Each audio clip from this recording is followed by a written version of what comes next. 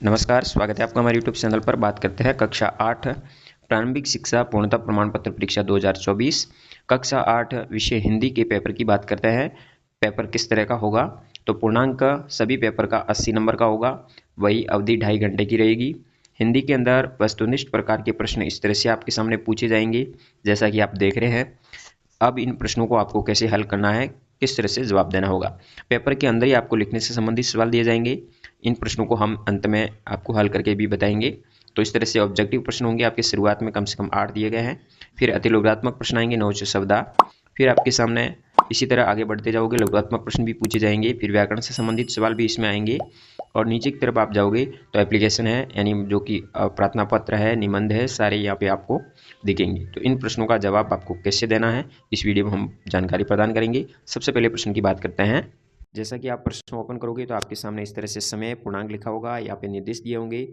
परीक्षार्थी अपने प्रश्न पत्र पर नामांक लिखना अनिवार्य होता है। सभी प्रश्न हल करना अनिवार्य होता है। प्रत्येक प्रश्न का उत्तर प्रश्न पत्र में प्रश्नों के साथ दिए गए रिक्त स्थान में ही लिखना है और सभी प्रश्नों के अंक उनके सामने दिए गए हैं। जैसा कि पहला प्रश्न पूछा गया है, बस की यात्रा पाठ के आधार पर बस का ड्राइवर बाल्टी में पेट्रोल रखकर नली से इंजन में भेजने लगा क्योंकि पेट्रोल की टंकी में छेद हो गया था। इसका उत्तर राइट होगा स, जो कि उत्तर सामने वाले कॉलम में आपको लिखना है। ये प्रश्न नंबर 1 नंबर का होगा। इसी तरह पुंडकोट्टई तमिलनाडु को महिलाओं ने स्वाधीनता, आज़ादी, गतिशीलता की अभिव्यक्ति के लिए प्रतीक के रूप में किसे चुना? तो होगा साइकिल, ब होगा इसमें राइट। ओस की बूंद हवा में किस कारण उड़ जाती है? तो सूर्योदय के कारण। ये सभी ऑब्जेक्टिव सवाल है, बहुविकल्पात्मक है, तो इसमें सभी के 1-1 नंबर के सवाल होंगे। दीवानों की हस्ती पाठ के आधार पर शक्कर क्या पीते हैं? इसका उत्तर राइट होगा सुख दुख के घूंट। सुदामा किसके बारे में पूछ रहे थे? तो श्री कृष्ण के बारे में, राइट होगा। सौरभ हवा में तैरते हुए पक्षियों की पांखों पर तैरता है। रेखांकित शब्द का अर्थ है, पांखों का अर्थ होगा पंख। प्र उपसर्ग का प्रयोग करने पर नवीन शब्द क्या बनेगा? तो इसमें सभी के अंदर प्र उपसर्ग का प्रयोग किया गया है, प्र उपसर्ग, जिसमें प्रगति, प्रदीप्त, प्रहार सभी में है, द राइट होगा। फिर 8वें प्रश्न में आपको गीता मधुर गीत स इसमें राइट होगा सुनाती है। इस तरह से क्रिया शब्द को आपको भरना है। फिर बाज नदी में जाकर क्यों गिर पड़ा? तो इसका उत्तर हो जाएगा बाज घायल था, अपने पंख फैलाकर हवा में कूद पड़ा। इसी कारण उसके टूटे पंखों में इतनी शक्ति नहीं थी, इसलिए वो संभाल नहीं सका। तो इस तरह से ये प्रश्न का जवाब देंगे। यहाँ पे प्रश्न नंबर 9 से 14 तक है, जो कि इस तरह से दिए गए हैं। 10वां प्रश्न है जिसका उत्तर इस तरह से लिखेंगे आप। ये 11वां है, 12वां, 13वां। 13वें के अंदर मुहावरे दिए गए हैं। यह तक 12 तक आपके पाठ आधारित है। यहाँ पे आंधी के आम होना यानी अधिक मात्रा में, बहुत सस्ता में मिलने वाली वस्तु को कहेंगे। तो यहाँ पे मुहावरों के अंतर्गत जैसे अर्थ का आधा और वाक्य में प्रयोग करोगे तो आधा, इस तरह से 1-1 नंबर दोनों में अलग अलग दिए जाएंगे। 2 नंबर के दिए गए हैं। 4 चांद लगाना यानी इसका हो जाएगा शोभा बढ़ाना। इस तरह से 14वें प्रश्न में आपको जीवन का विलोम शब्द मरण है, तो नीचे 2 सुखद का दुखद हो जाएगा, साधारण का असाधारण होगा। फिर 15 से वापस आपको पाठ्यपुस्तक आधारित सवाल दिए गए हैं।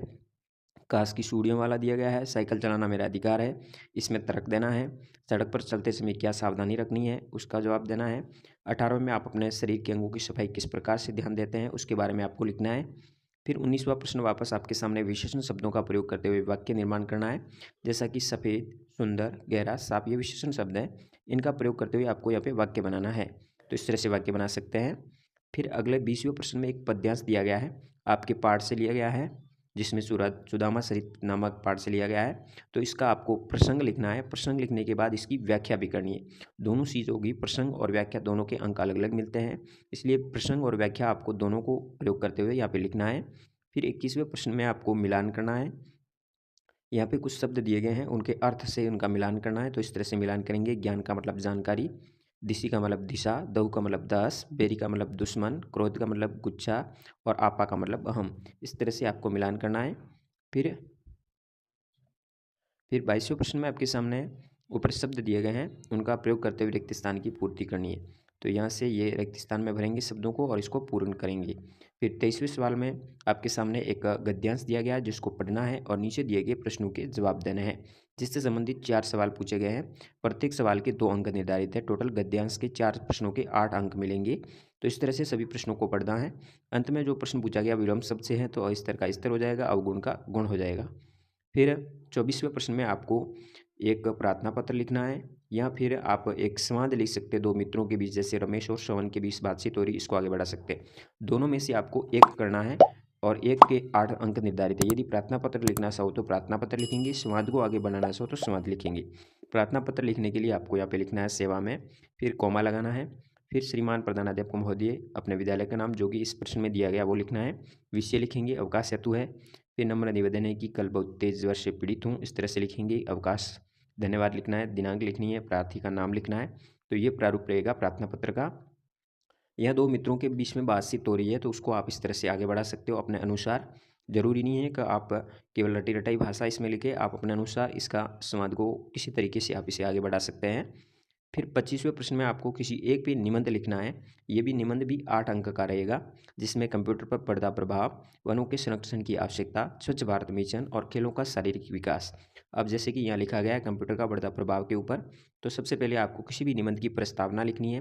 निबंध सीधा ना लिख करके आप इस तरह से पॉइंट बना के लिखें, किसी भी निबंध की प्रस्तावना लिखें, फिर उसके प्रभाव लिखें, फिर उसके बारे में जानकारी लिखिए और उसके बाद में आपको उपसंहार पे जाना है। तो इसी तरह दूसरा टॉपिक का भी लिखा है प्रस्तावना, रक्षक, वनों की कटाई का मुख्य कारण क्या है, फिर उपसंहार। यानी प्रस्तावना और उपसंहार दो आपको प्रथम और लास्ट में जरूर लिखना है। बीच में कारण प्रभाव यहाँ कुछ और भी लिख सकते हैं, जैसे स्वच्छ भारत मिशन पे यहाँ पे प्रस्तावना लिखी, स्वच्छ भारत अभियान की घोषणा, स्वच्छता आंदोलन का आह्वान, उपसंहार, इस तरह से आपको पॉइंट बना के लिखना है कम से कम 4 से 5। इसी तरह यहाँ 4 निबंध लिखे गए हैं, इन निबंधों के आधारित आप इसकी तैयारी कर सकते हैं। तो इस तरह से मॉडल पेपर हिंदी का रहेगा, जो कि आपके सामने हमने इस वीडियो में बताया। तो इस तरह से आप अपने बोर्ड परीक्षा की तैयारी कर सकते हैं। धन्यवाद। जय हिंद, वंदे मातरम।